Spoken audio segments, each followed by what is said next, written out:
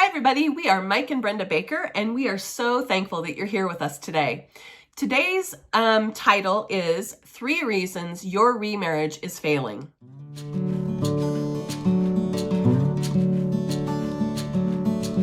Why don't you get us going, hun? So, it's interesting. The number one thing we're going to talk about first is, are the problems the same as your first marriage? Now, remember the statistics are against you. 50% of first marriages fail, 70% of second marriages fail, and then the numbers just go up from there. All right, so the odds are stacked against you that your next marriage is, or your next marriage is less likely to make it. And of course, our motto is we want your remarriage to be your last marriage. Okay, we want the marriage you're in right now, unless there are extenuating circumstances, and we're not talking about those. We're talking about a standard remarriage. We want the remarriage you're in right now to work. We want it to be solid. So, are the problems the same as your first marriage? Well, okay, here's the hard thing for both men and women, okay? Yeah. What is the most, are the problems this, if the problems are the same, what's the most consistent thing between your last marriage and this marriage? Well, the most consistent thing would be you.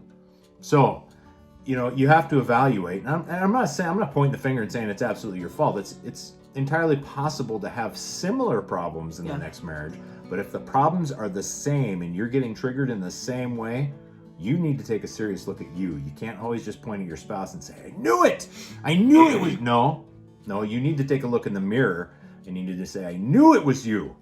And then you need to start investing in you. Right. And so one of the things that we always tell our clients is I lost my train of thought. No, I was good. All right, go ahead, and I'll interrupt you when I think of it. So rolling from number 1, are the problems in your marriage the same as your first marriage? Rolling into number 2, it's, do you truly trust? Okay, because these two walk hand in hand. So it's very easy. For instance, when we were first married, I recognized right off, okay, Brenda was abused by her first husband in many ways, emotionally, physically, and sexually, okay? Yep. And so, hopefully that was okay to say. Okay, so, and I knew that. Now, I, growing up, had a lot of I had some physical abuse. I was never sexually abused, and I was always thankful for that. But I recognized, I'm a people watcher, and I recognized watching Brenda that there were going to be trust issues. Now, not every dude is going to notice that right off, okay? We're not all built and designed to understand the way people operate. I was blessed with that gift, and I know a lot of men that are, but just give them some time. Sometimes it's something you got to learn. But the point being is, I knew that was going to be an issue. So I would want to go to the store just to get something to drink, or because I needed to get out of the house for a couple of minutes. And I would say, hey, I'm going to go get a drink. And I would always ask, do you want me to get you something? And then started the questions. Well, why are you going? Why do you need to go? Why can't I go with you? Mm-hmm. And I knew those questions were coming. And basically what I was doing was I was, I guess, training her that she could trust me. And I knew that I had to take it in increments. First it was soda, then it was this, and then it was this. Eventually I had an over-the-road trucking job. That was hard. For a couple of years, and I'd be gone for up to a month at a time. But I didn't just jump into it. We took baby steps till we got there. Mm-hmm. And then I was in the military, and I was deployed twice. The first time for 1.5 years, and the second time for a year. The one thing I always told her was, honey, you are capable. You can totally do this. You do not need me to fix this for you. And she learned to do all these things. And our relationship isn't based on her dependence on me anymore. She totally trusts me now because I took all those years to invest to make sure that she could truly trust. Well, and part of the reason that I wasn't trusting was because my ex did a lot of things that would seem normal, but then he was never where he said he was going to be. Yeah. And he lied a lot. And I'm not an overly trusting person as it is. Yeah. And so the whole, it's weird to look back on my past now because I feel like it was somebody I knew. It wasn't me. Because my personality is, it's not really easy to tell me what to do. It's not really that easy to push me around, but yet I found myself caught in that situation. Mm-hmm. And it's very interesting. that it even went that far. But Mike did a lot of things that made me realize that I could trust him, but he was also encouraging me along the way. And so for those of you that have wives that are lacking trust, bring her something a little special sometimes when you go. Make sure you're always where you say you're going to be. Yeah. I would check. There was many times I checked. And if you need to, just let her know, hey, I couldn't find this here. I'm going to run over here and grab it. It takes 2 seconds on the phone. This is one place I would like to insert right quick. I'm sorry. No.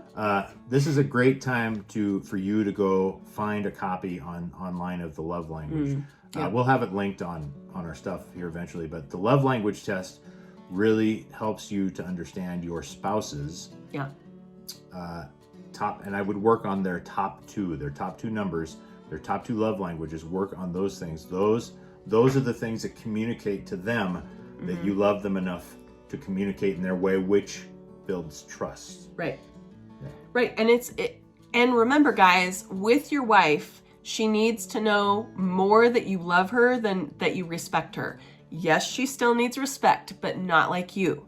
And so it's really, I guess, one of the reasons that we really like to suggest the 5 love languages is men want respect and then love, and women are exactly the opposite. But so it really helps you to pinpoint the things that you can do that will increase her love and trust of you. So it's a really good one. Yeah. Now the third thing, and we see this a lot. Yeah. Are you punishing your spouse for your ex's mistakes? See, this ties into the first 2. Are your problems the same? Do you truly trust? And a lot of times we will punish our current spouse for a former spouse's mistakes because, like the trust issue, for instance, really in a sense, I had done absolutely nothing not to have trust right out of the gate. Yep. Okay. Were there times I was irritated by it? Well, I would be lying if I said no. Okay. I knew there was going to be trust issues. I knew I was going to work on it. I didn't know what that was going to look like from her all the time. Yeah. And so she would say things or do things that, quite honestly irritated me. And what it was I was receiving the punishment for what her, quite honestly, idiot husband before me had done. Okay, so he had damaged her, so to speak, and I was the one who got to help pick up the pieces, which I was happy to do. But she recognized that I was attempting to do that. She recognized I wanted her to trust me, and that's where the transition happened, where I was no longer being punished for a prior dude's problems, and I was being acknowledged for my own trust. Hopefully that all makes sense. Well, and I think that part of the reason that I kept doing that was I wasn't realizing that I was punishing him. I wasn't being grumpy with him and snotty and whatever, but I would get highly frustrated easily when he would say, oh, I'm going to go do this. And I'd be like, but why? So Mike was very patient with me, which helped me to move forward quicker. Patience is key. Yeah. Yep. Totally key. Yeah. But yeah, that realization of realizing that I was punishing him and how it was affecting him was a very, I didn't want him to feel like he had done something when he hadn't. And so, for me, I was very aware that his ex-wife had several affairs. And so I was vigilant about making sure that men were at a very safe distance at all times, so that he never felt like I was going to have an affair because he's the only one I want. Yeah. He never said anything about that, but it was really important to me to go over and above making sure that if I did have a conversation with a man, he knew about it. I never went somewhere with a man, like all of those things. It was really important to me for him. Like I said, not because he said so, but just to be above board in all situations. Yeah, now I never said anything about it then, but I'm going to say something about it now. So yeah, those thoughts went through my mind. Okay. Now, Which? Is she going to screw around? Ah. Okay. However, I knew Brenda's character well enough to know that that was a silly thought on my part. But that didn't mean that the thoughts didn't pop up.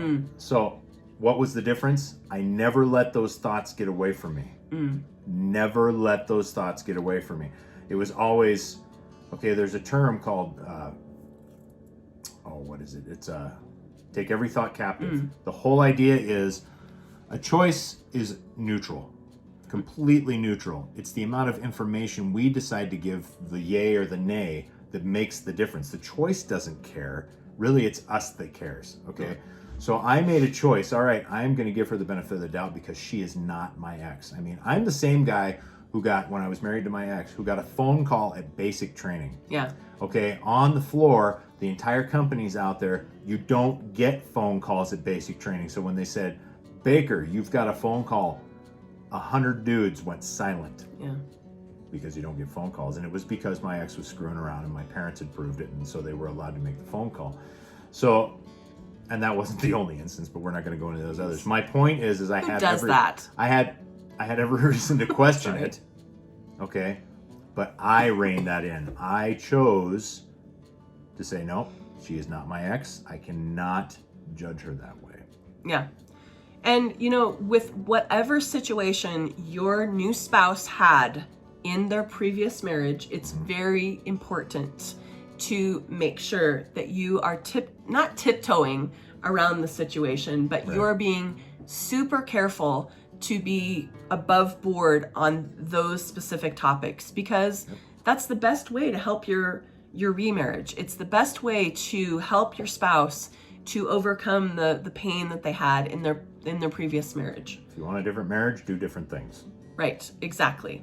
Well, I still can't remember what I was going to say on the first point, so apparently it didn't matter. But it was so good. Dang it. Oh well. All right, so anything else? Nope. Okay. So that is all for today. We thank you so very much for being with us today.